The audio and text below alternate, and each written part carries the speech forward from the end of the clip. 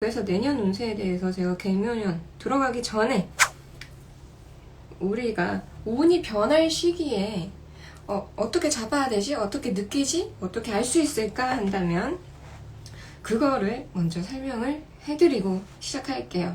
먼저 운을 굉장히 빨리 캐치하고 운의 변화가 빠르신 분들이 있는데 지금 그런 분들 같은 경우는 동지 기준은 많이 달라졌어요. 옛날 고대 중국에서는 동지를 가장 첫 번째, 가장 큰 해가 바뀌는 날이다 이렇게 쳐줬기 때문에 동짓날에 이제 팥죽을 많이 먹고 대문에 팥죽을 던져가지고 이제 애곤액살이 못 들어오게 하는 문화가 있었죠. 지금도 그게 일부 남아져 있어서 동짓날에 팥죽 행사도 많이 하고요.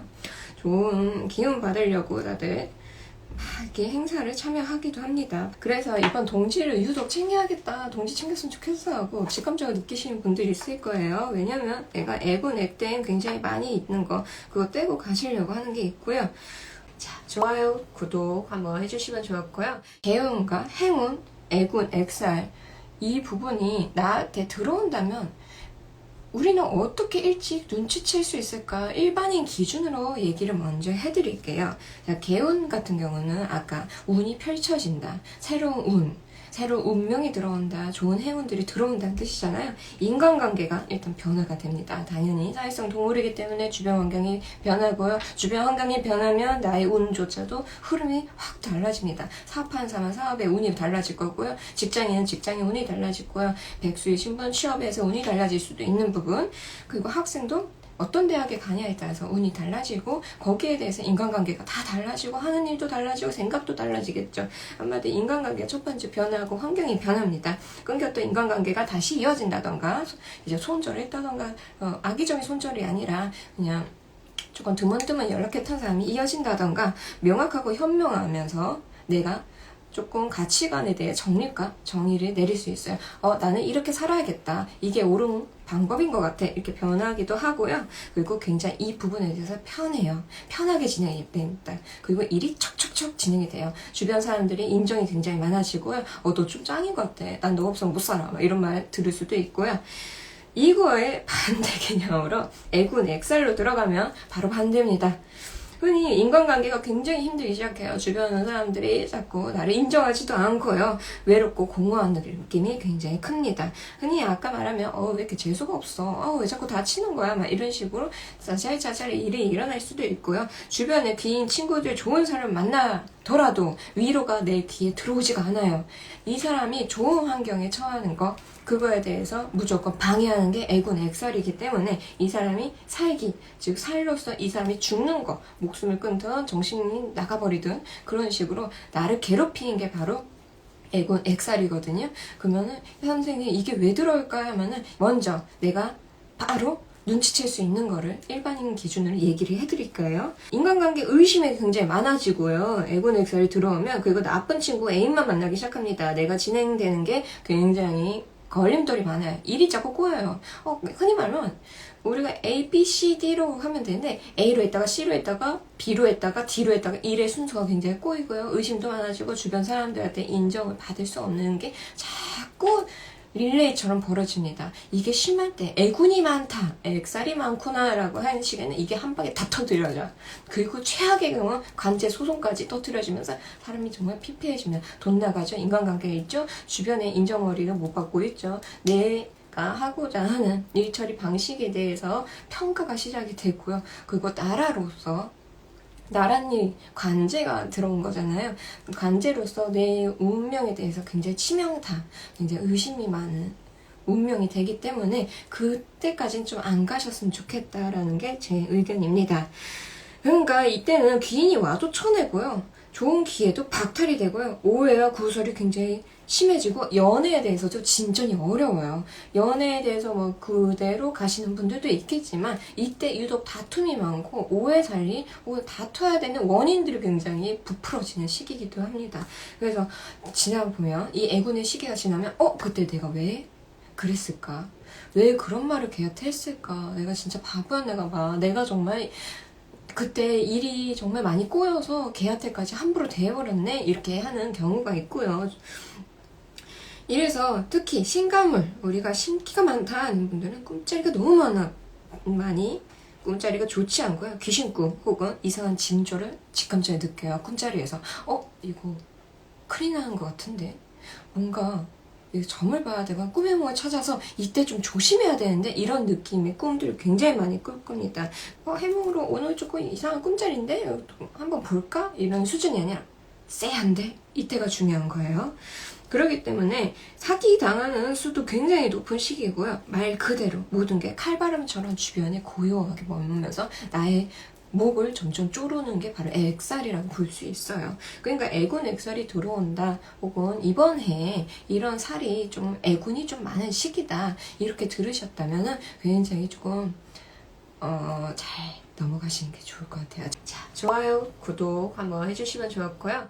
자, 이런 부분에 대해서 운이 변화가 꼭 나쁘게만 되냐 아니면 행운의 기준을 얘기를 해드릴게요. 행운의 기준은 선택의 기회가 굉장히 많이 들어옵니다. 괜히 기분 좋은 상태가 자꾸 일어나고요. 감정 컨디션이 너무 좋아요. 내가 행운의 시기, 운이 좋아진 시기가 들어왔다. 이게 개운과 좀 다른 개념이거든요. 행운은 조금 짜잘짜잘한 부분이 돼 있고요. 내가 대박운이다 싶으면은 정말 기분이 너무 좋아요. 그냥 살랑살랑 그냥 혼자 봄이야. 이렇게 추운 겨울에 영하 18도까지 내려가도 혼자 기분이 좋습니다. 그리고 뭐든지 잘 지나갈 것 같은데? 이런 식으로 자꾸 긍정 마인드가 돼 있고요. 이때는 딱 느끼시면 됩니다.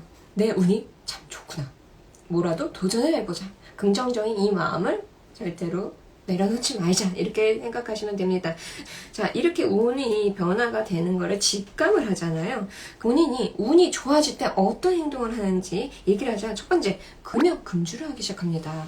그게 몇 년 전부터 시작해요. 딱 이때가 딱 대박이야. 막 35 대박이야 하면은 이상하게 30대부터 31때부터 내 운을 챙기기 시작해요. 어떤 식으로? 30이니까 금주 해봐야지 이런 식으로 운이 변하는 행동을 미리 제스처를 하는 분들이 있고요.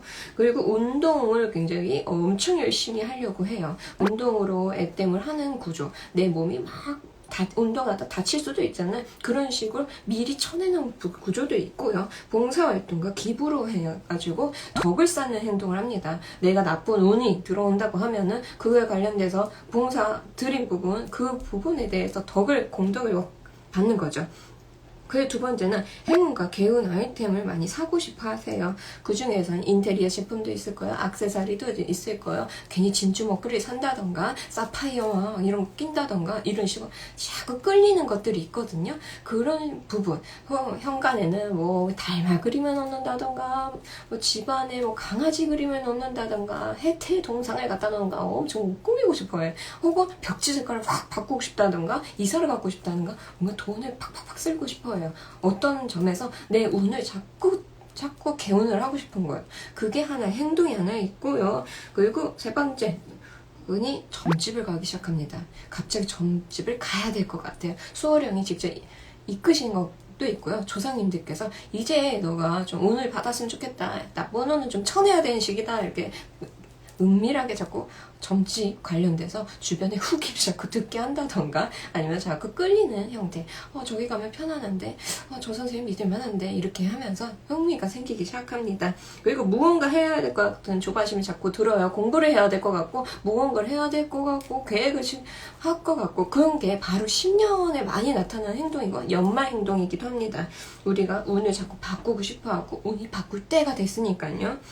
그 다음에는 인간관계를 돌아봐요. 내가 주변에 좋은 사람이 있는지 나쁜 사람이 있는지 한번 훑어보는 게 있고 연락처 정리를 시작합니다. 카톡 정리도 많이 하고요. 내가 막 나가기도 하고 차단도 하고 한번 연락도 한번 돌려보기도 하죠.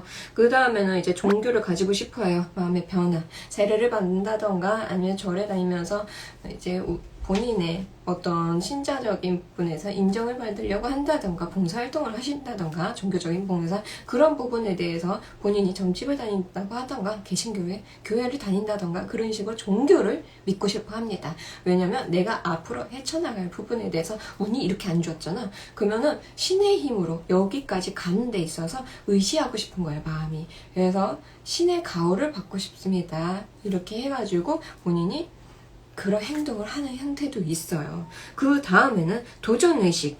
무언가를 믿고 싶어 하면서 도전의식이 같이 오는 거예요. 같은 맥락으로 이해하시면 되고요. 무의식 우리가 반복하는 행동들이 있거든요. 자, 그런 부분에 대해서 본인의 과소비 체크를 한다던가 옷장을 정리를 하면서 이거 있고 저거 있구나 하면서 한번 훑어보는 행동을 하던가 나의 관성의 법칙을 자꾸 찾아내 보려고 합니다. 아까 말한 것처럼 점집에 가서 저는 왜 이런 행동 패턴을 계속 할까요? 아니면 의사 선생님이나 상담사 선생님들한테 가서 저는 왜 이런 행동을 할까요? 하면서 본인을 뒤돌아보는 체크를 하시는 분들도 있어요. 그러니까 내가 자꾸 무언가를 정리를 하거나 아니면 무언가에 대해서 나의 자아 성찰이 자꾸 일어나는 거에 대해서는 이런 개운을 한다던가 아니면 내가 애군이 오는 시기가 될 수가 있구나. 그래서 내가 자꾸 쳐내려고 하는구나 라고 이해를 하시면 됩니다. 거기에서 더 가면은 이직을 하거나 스타일을 변화하거나 스타일은 옷이라던가 헤어라던가 이런 손톱 부분 이런 외적인 부분이라던가 내면 자아 성찰하는 프로그램을 한다던가 아니면 본인의 재능 발달을 수업을 좀 들으신다던가 그런 경우가 있습니다.